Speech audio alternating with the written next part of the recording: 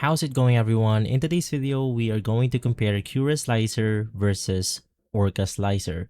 So let's break it down each software. Now, let's start with the Cura Slicer. Cura is one of the most widely used slicers in the 3D printing community. It supports thousands of printers and has a huge ecosystem of plugins, profiles, and tutorials. Cura is known for being a beginner-friendly while still offering advanced setting if you want to dive deeper.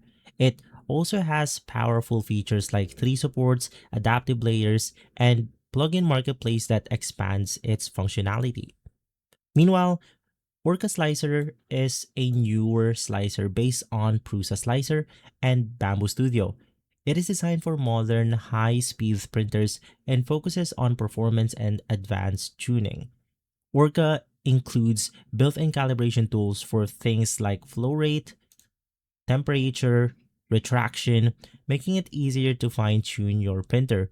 It also supports advanced features like the variable layer height, optimized G-code generation for smoother curves and faster printing. Another big difference is the speed optimization. Cura works great for general printing, but Orca is often better optimized for high-speed printers and modern firmware setups like Clipler.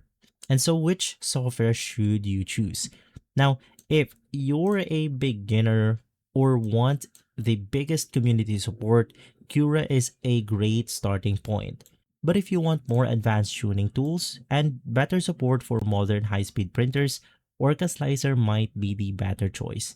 In reality, many experienced users start with Cura and eventually try Orca Slicer when they want more control over their prints. And so guys, that's our comparison for today. If this video has been helpful, leave a like, subscribe, and follow Guide to Everything for more videos like this. Thanks for watching.